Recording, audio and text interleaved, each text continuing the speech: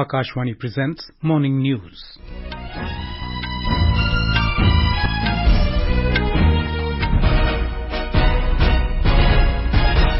Good morning, I'm Sunil Verma. The headlines. Prime Minister Narendra Modi projects India as land of biggest opportunities globally, promises reforms, stable policy regime and high growth. Government to launch new scheme to help set up a sustainable electronics component ecosystem in the country, says Union Minister Ashwini Vaishnaw. Centre releases Biotechnology for Economy, Environment and Employment Bio-E3 Policy 2024 to give a fillip to high-performance biomanufacturing in the country. Muslim scholars and religious leaders meet Union Minority Affairs Minister Kiren Rijiju and extend their support to changes proposed in Waqf Amendment Bill 2024. UAE launches 2-month visa amnesty program for those residing in the country illegally. And India secures 4 medals, including 1 gold, at Deaf Shooting Championship in Hanover, Germany.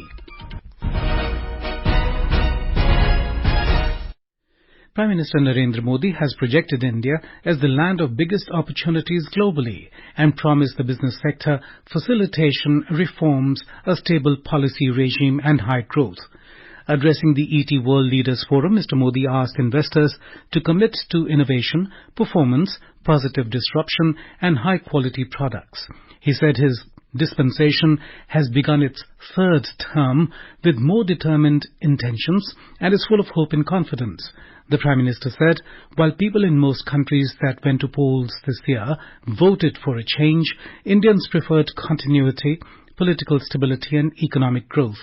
He said India is writing a unique success story and the impact of its reforms is visible in the economy's performance. Bharat आज एक अलग ही success story लिख रहा है. भारत में हमने reforms का असर अपनी इकोनॉमी की परफॉर्मेंस में देखा है. यहां तक कि भारत ने कई बार प्रिडिक्शन से भी और अपने पीयर से भी बेटर परफॉर्म किया है. Underlining his government's initiatives in the fields of green hydrogen, semiconductors, deep ocean and space, the Prime Minister said his government wants to prepare the country for the challenges and opportunities that await India. Mr. Modi said it is his resolve to ensure a made-in-India product on every dining table across the world. He said his government has succeeded in effecting big changes in people's lives with its mantra of reform, perform and transform. Electronic and IT Minister Ashwini Vaishnaw said that the government will launch a new scheme to help set up a sustainable electronics component ecosystem in the country.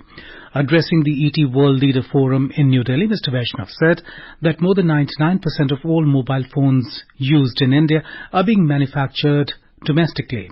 He said that this year Apple will manufacture its latest model in India. The minister informed that the value of electronics manufacturing in India has increased to $105 billion as of 2022-23, up from $29 billion in 2013-14.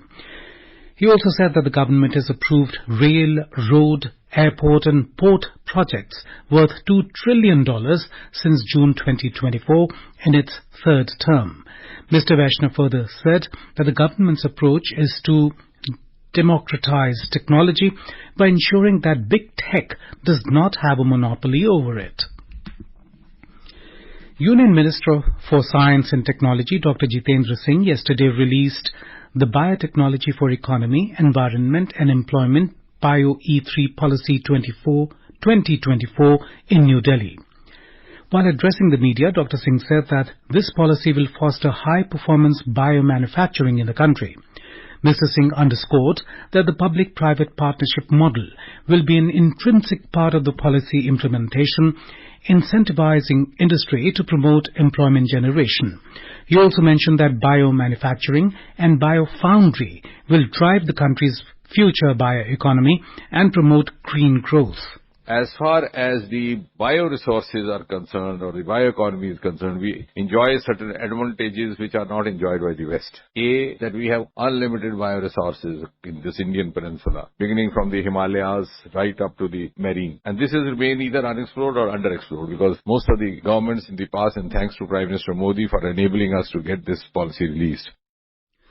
The first set of rules under the Telecom Act 2023, known as Digital Bharat Nidhi, has come into effect.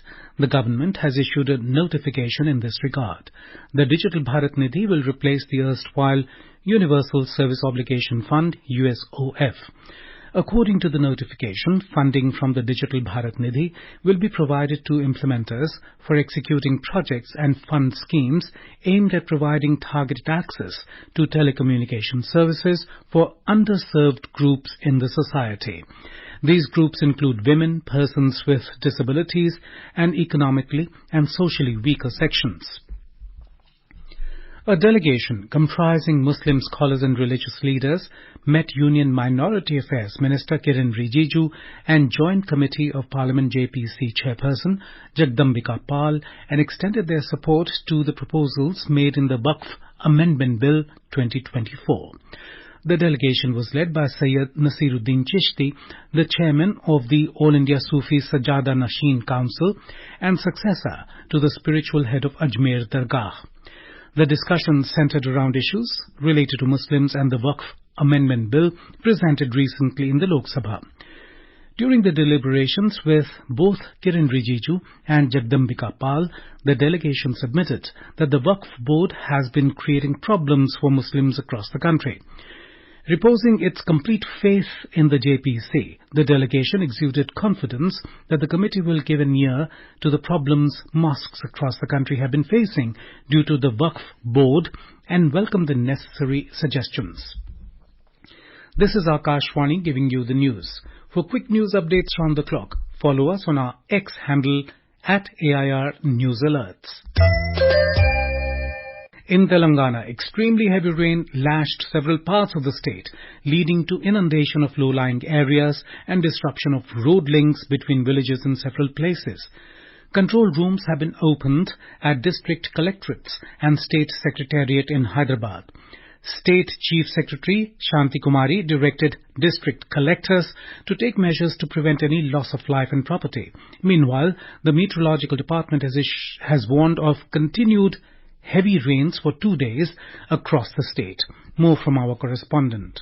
Normal life has been severely hit at many districts and low-lying areas have been inundated while streams overflowed at several places. Khammam, Bhadradri Kottagudem, Mehboobabaad, Warangal, Mulugu and Suryapet districts have been among the worst hit as extremely heavy rain lashed several parts of these districts. With heavy rainfall in Andhra Pradesh, streams and tanks in the border villages in Telangana are overflowing, affecting vehicular traffic even on the national highways. The state government has issued high alert to irrigation officials due to the forecast of heavy rains further. Lakshmi, Akashwani News, Hyderabad.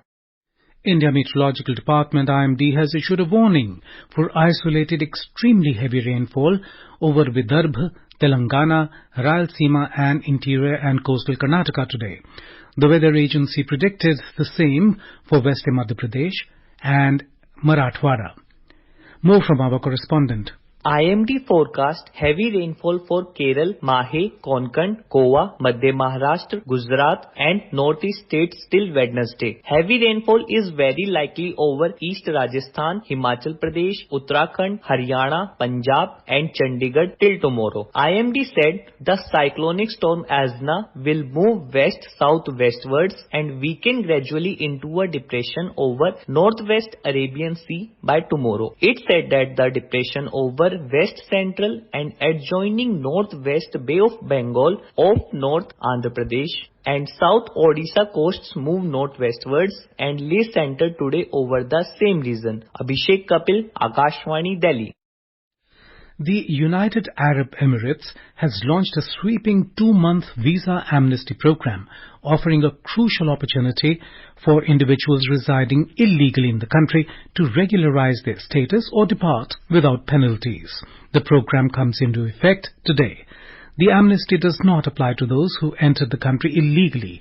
We have more from our correspondent. The amnesty scheme is particularly significant given the large Indian expatriate community in the UAE. Indians constitute the largest ethnic groups in the country, comprising approximately 30% of the UAE's total population. UAE records estimate the number of Indian residents at 3.5 million. In response to this initiative, the Indian Embassy in Abu Dhabi and the Consulate General in India, Dubai, have announced measures to assist Indian nationals in availing themselves of this amnesty scheme. These include the provision of emergency certificates for those wishing to return to India and facilitation of short validity passport for individuals seeking to regularize the residency status. This is Vinod Kumar for Akashvani News from Dubai.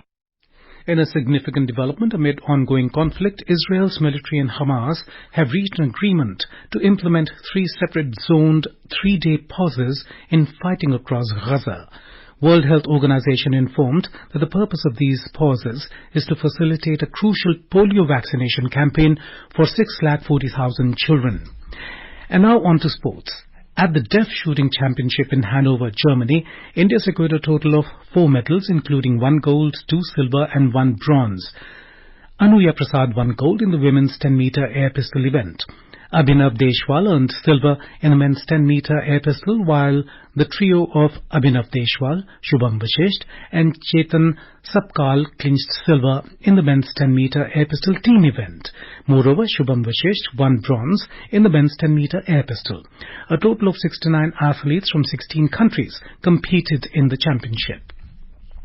On the 4th day of Paris Paralympics 2024, India will look to add more medals to the tally in various events today. In athletics, India's Zoe Rangoli will be in action in men's shot put F40 final, while Nishad Kumar will eye a podium finish in the men's high jump T47 event final. We have a report.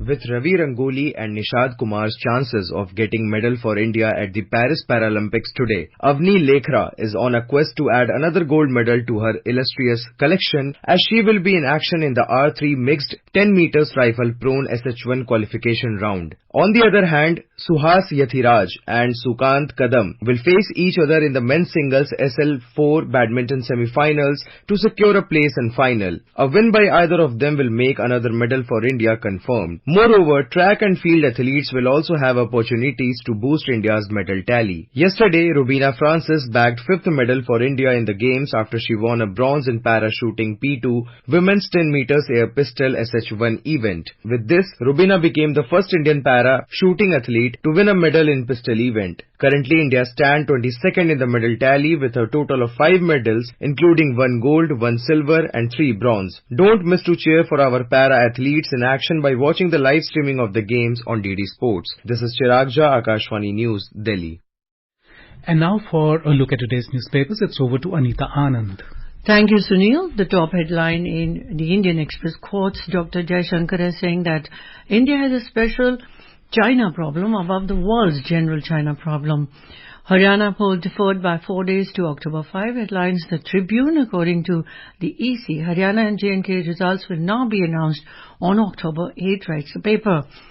The rescue of 47 Indians trapped in cyber scam centers in Laos makes front page news in many dailies, including The Hindu, The Asian Age and The Statesman. And finally, in what is devastating news for both humans and animals, The Times of India has reported that Namibia, currently in hunger crisis amid the worst drought in a century, is planning to butcher hundreds of elephants to feed its starving citizens. And with that, it's back to you, Sunil.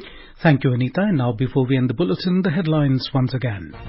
Prime Minister Narendra Modi projects India as land of biggest opportunities globally, promises reforms, stable policy regime and high growth. Government to launch new scheme to help set up a sustainable electronics component ecosystem in the country, says Union Minister Ashwini Vaishnaw. Centre releases Biotechnology for Economy, Environment and Employment Bio-E3 Policy 2024 to give a fillip to high-performance biomanufacturing in the country. Muslim scholars and religious leaders meet Union Minority Affairs Minister Kiren Rijiju and extend their support to changes proposed in Waqf Amendment Bill 2024. UAE launches 2-month visa amnesty program for those residing in the country illegally. And India secures 4 medals, including 1 gold at Deaf Shooting Championship in Hanover, Germany. And with that, we end the morning news. Have a nice day.